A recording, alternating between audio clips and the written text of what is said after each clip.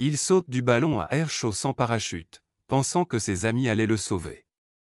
Le parachutisme est sans doute l'un des rêves les plus courants que tout le monde a sur sa liste de choses à faire avant de mourir.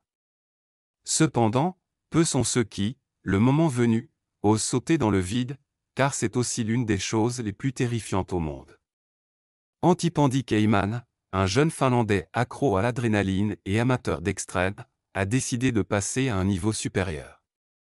Un beau jour, il a sauté d'un ballon à air chaud, mais cette fois sans parachute. Si vous pensez que le parachutisme est une activité que vous aimeriez et que vous faites partie de ceux qui adorent la sensation d'une bonne montée d'adrénaline, sachez que pour commencer ce sport extrême, vous devez avoir un instructeur. D'abord, il sera chargé de vous garder en sécurité et de vous faire atterrir vivant. Il activera aussi le parachute au bon moment. Tante Pandkenan avait fait du parachutisme toute sa vie. Il était déjà expérimenté dans les sauts de très grande hauteur, donc cela ne lui faisait pas peur du tout. Au contraire, il adorait la sensation de tomber à des vitesses de plusieurs kilomètres par heure et de voler à travers les nuages. Ce jour-là, il volait en ballon à air chaud avec 2 de ses amis. Ils avaient prévu de sauter en parachute, même si la température était très basse à ce niveau de l'atmosphère, et lui ne portait qu'un t-shirt et un short. Ses amis savaient qu'il préparait quelque chose, mais ils ne savaient pas quoi. Il allume la caméra et commence à parler. Il commence par raconter le rêve qu'il avait fait ce matin-là, dans lequel il voyait qu'il pouvait voler. Ses amis le regardent, confus. Ils comprenaient où tout cela allait, et ils ne trouvaient pas ça drôle du tout. Soudain, Tante défait son parachute en souriant à la caméra, confirmant les craintes de ses amis. Bien qu'il soit cascadeur et habitué à faire toutes sortes de choses folles, celle-ci les surpassait toutes. Il prévoyait de sauter du ballon sans parachute. Ses amis crièrent immédiatement « Qu'est-ce que tu fais ?» mais il continua simplement de sourire à la caméra. En vérité, il avait un plan. Saisissant le parachute qu'il venait d'enlever, il le tint quelques instants dans ses mains puis, sans plus attendre, le jeta hors du ballon à air chaud. Mais ce n'était pas tout. Sans perdre de temps, il enleva le t-shirt qu'il portait. Il voulait que son expérience de vol soit vraiment incroyable. Les quelques minutes suivantes, filmées dans la vidéo de Tante, pourraient facilement faire mourir de stress nonaire. Il ajuste ses lunettes et regarde de nouveau la caméra. On va s'amuser, dit-il, puis saute dans le vide. Ses 2 compagnons sautent derrière lui. Il prévoit de le rattraper en plein air avant que la situation ne devienne incontrôlable. C'est sans doute l'un des moments les plus chargés d'adrénaline de l'histoire du parachutisme, et il ne plaisantait pas. Il avait réellement sauté sans parachute dans le dos. Il se sentait libre.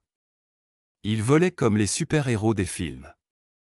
Tout cela était une folie immense. S'il y a un risque, il est là et il doit être pris, et je vais le prendre, les mots de Randy à ses amis avant de sauter.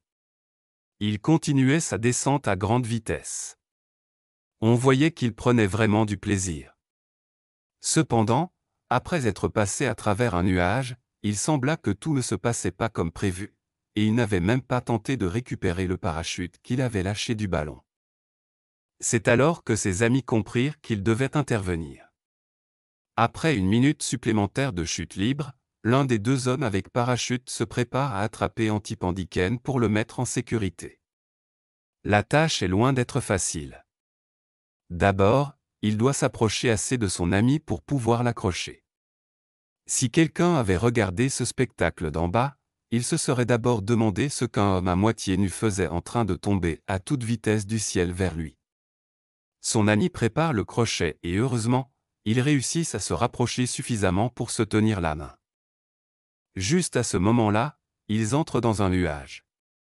Au milieu du brouillard, l'homme parvient à s'agripper à la ceinture de Tante et le tire enfin à la sécurité. Il tient fermement son ami.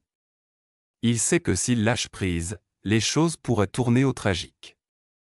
Il ne reste plus qu'un endroit sûr pour atterrir. Après le saut, il raconta aux médias qu'il avait passé une année entière à s'entraîner pour ce saut et que c'était quelque chose qu'il avait toujours voulu faire. « Je n'ai jamais peur. La prochaine fois, je veux faire quelque chose d'encore plus fun et fou. À seulement cet âge, Andy avait déjà réalisé des cascades que d'autres ne pouvaient qu'imaginer. Depuis qu'il était enfant, il aimait faire toutes sortes de cascades, et maintenant il pouvait aussi dire qu'il avait sauté d'un ballon à air chaud sans parachute et qu'il en était sorti vivant pour raconter son histoire. Peu de gens peuvent dire qu'ils ont volé et chassé les nuages comme Tante Panta Kanan l'a fait, et beaucoup chercheront sûrement à imiter ses exploits. Malheureusement, en mai, lors de la manche Reservoir Grand National de la Coupe d'Europe de cross-country, Andy eut un accident de moto. Il est décédé à Vesavima à l'âge de. Malgré sa jeunesse, Andy a pu accumuler en ces années plus de souvenirs et d'expériences que la plupart d'entre nous. Il est parti, laissant un grand vide dans le cœur de sa famille, de ses amis et de ses fans. Cependant, il faut admettre qu'il a vécu sa vie à fond, même si ce ne fut que pour un bref moment.